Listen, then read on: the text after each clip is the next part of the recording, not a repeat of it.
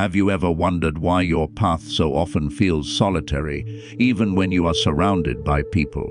Why friendships seem to fade without a clear reason? And why finding a partner who truly understands you feels far more difficult than it appears to be for others?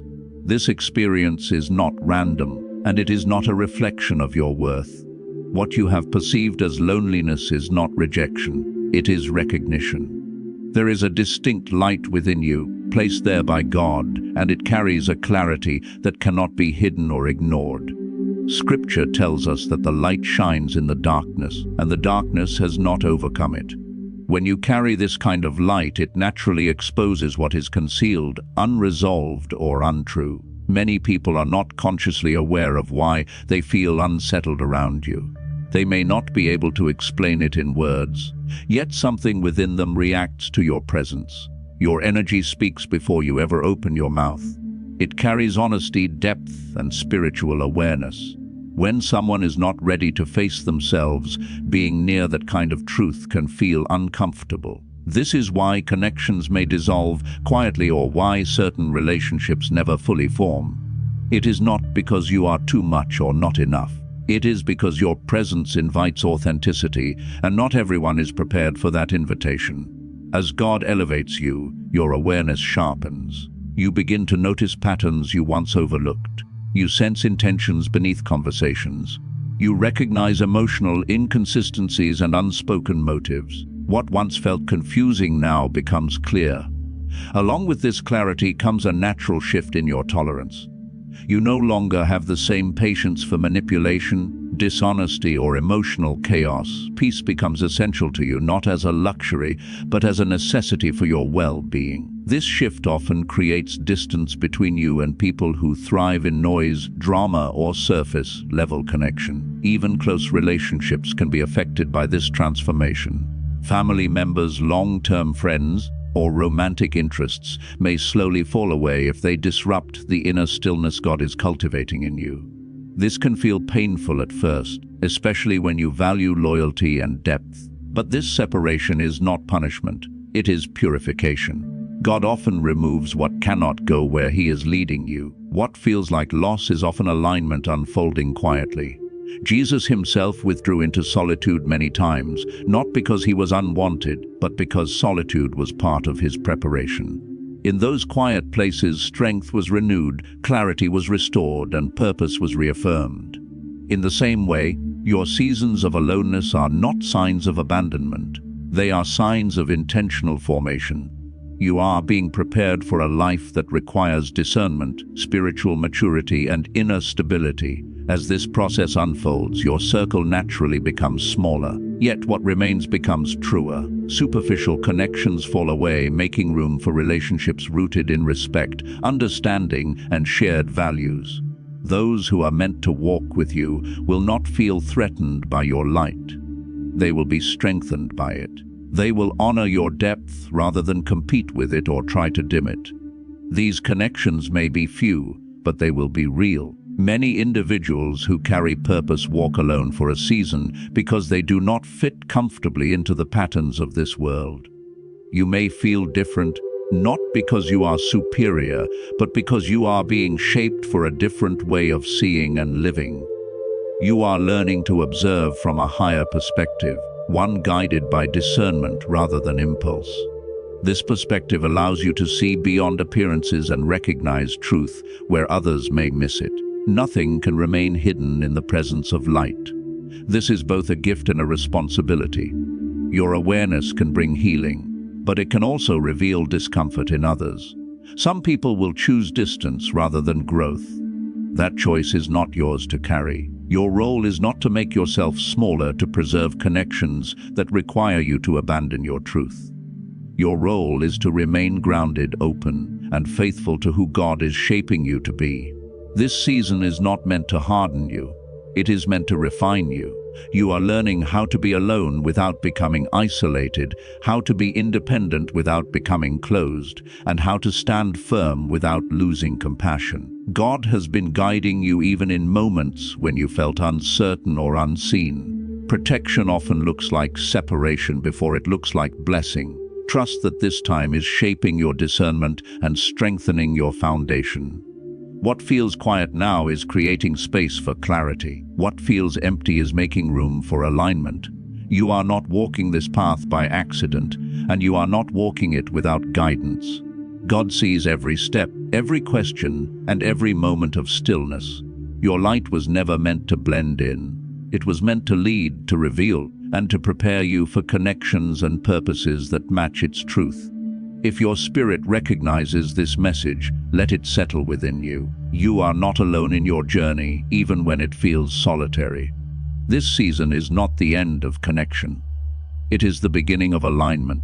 There is another reason your journey has often felt solitary, and it reaches deeper than circumstances or timing. Many of you walk alone because the people who come into your life are drawn to your energy, yet few are able to give back in the way your soul requires. When God places a unique light within someone, that light naturally attracts others. Your presence feels safe, calming, encouraging, and steady. People sense your strength even when you do not speak about it. They feel supported simply by being near you. Yet attraction does not always equal alignment. Over time, you may have noticed a pattern. People come to you when they are confused, hurting, or searching for direction. They lean on your words, your patience, your emotional stability, and your faith. You listen when others do not. You hold space when others turn away. You uplift without expecting recognition. But when you are the one who feels tired, uncertain, or in need of reassurance, there is often no one who can meet you at the same depth. This imbalance is subtle at first, but over time it becomes heavy.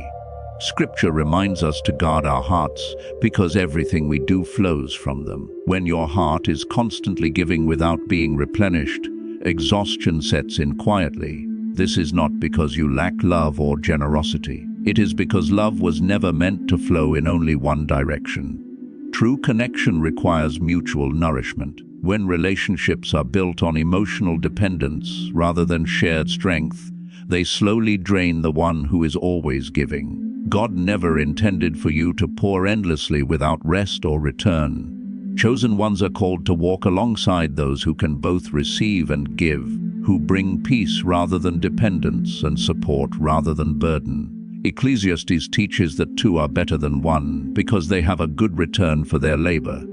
That return is balance. It is strength exchanged, not strength taken. When that balance is missing, solitude becomes a form of protection. This is why many chosen ones experience long seasons of being single or emotionally alone. You are not being withheld from love. You are being shielded from imbalance. God is removing connections that would drain you before they diminish you. Solitude becomes a restoration space, allowing your energy, clarity, and faith to be rebuilt. Like Jesus withdrawing to quiet places, your alone time is not emptiness, it is renewal. Another layer of this solitude is the reality that very few people truly know how to support someone with your level of depth and awareness. You carry emotional and spiritual insight that goes beyond surface understanding. You naturally sense what others are feeling even when they cannot name it themselves. You encourage, guide, and uplift instinctively. Yet, when you are struggling, there are few who recognize the weight you carry or know how to support you without trying to fix, minimize, or redirect your experience. This can create a quiet sense of isolation even when you are surrounded by people. Being seen is not the same as being understood. Many may admire your strength, but few understand the cost of carrying it. Scripture shows us this truth in the life of Elijah. After moments of great victory, he found himself alone, exhausted, and believing that no one truly understood what he carried. It was in that solitude that God met him, restored his strength, and spoke to him with clarity. In the same way, your moments of aloneness are often where God meets you most intimately. This season teaches you to turn inward for strength rather than relying on constant external support. Not because you are meant to be self-sufficient, but because your source is being realigned. You are learning that your foundation must be rooted in God rather than in people. This lesson is not easy. It requires you to sit with silence, to face your own thoughts, and to trust guidance that does not come through others' voices. Yet it is in this stillness that your discernment grows. Solitude also refines your ability to recognize healthy connection. As your awareness deepens, you become more selective. You no longer desire relationships that skim the surface and leave your deeper needs unmet. You recognize when someone is drawn to your light, but not prepared to walk beside it. Rather than forcing connection, you choose peace. This is not withdrawal born from fear. It is wisdom formed through experience. Over time, this path teaches you that not every connection is meant to last, and not every season is meant to be shared. Some chapters are meant to be walked alone, so that clarity can form without influence or pressure. In these moments, you learn to listen more closely to God's guidance than to the expectations of others. You begin to trust your inner knowing. This trust becomes a compass, helping you recognize those rare souls who can offer mutual understanding rather than dependency. These connections are uncommon and cannot be rushed. They are formed through shared growth, emotional maturity, and spiritual alignment. This is why God allows the waiting. He is not delaying you. He is protecting the depth of what is meant to come. When the right people enter your life, they will not drain your energy or misunderstand your silence. They will respect your need for space, honor your truth, and offer support without taking your strength as their own. Trust that your current solitude is not a sign that something is wrong with you. It is evidence that something sacred is being preserved. You are being shaped into someone who can stand firmly in their identity, offer love without losing themselves, and walk alongside others without carrying their weight alone. This season is aligning you with relationships built on equality, respect, and shared purpose. What feels like distance now is creating discernment. What feels like waiting is building wisdom. And what feels like loneliness is often God clearing space so that when true connection arrives, it will meet you in strength, not need. There is a deeper layer to your solitude that often goes unspoken, and it is connected to the inner healing God is calling you into. Carrying light does not mean you were spared pain. In many cases, it means you were entrusted with it. Long before you had the words to understand what you were experiencing, certain moments left imprints on your heart. Early disappointments, emotional neglect, broken trust, or unspoken losses quietly shaped the way you learned to protect yourself. These experiences did not disappear with time. They settled inward, forming emotional patterns that influence how close you allow others to come. Because of your sensitive and empathetic nature, you did not simply feel pain and move on. You absorbed it deeply. You carried it, analyzed it, and learned from it, often without realizing how much weight it added to your inner world. This is why closeness can feel complicated. Even when you desire connection, part of you remains cautious, alert, and guarded. This is not because you are incapable of love, but because your heart learned early that safety could not be assumed. Scripture reminds us that the Lord is close to the brokenhearted and saves those who are crushed in spirit. Healing begins when what was hidden is finally brought into the light. During seasons of awakening and transformation, unresolved emotions tend to resurface. Memories, feelings, and patterns you thought you had outgrown return, not to overwhelm you, but to be released. This process can feel isolating because it requires you to sit with parts of yourself that others may never see or understand. Many people avoid this inner work by staying busy or distracted, but you are being invited to go inward. Solitude becomes the environment where healing can happen without interruption. Sensitivity is not weakness, it is awareness. You feel deeply, notice subtle emotional shifts, and absorb the atmosphere around you.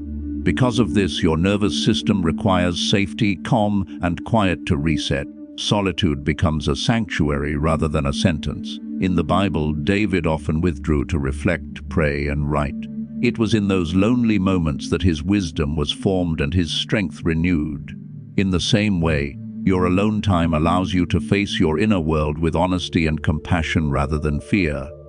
As healing unfolds, you begin to recognize how past wounds shaped your behavior. You may notice tendencies to overgive, to avoid conflict, or to withdraw when closeness feels overwhelming.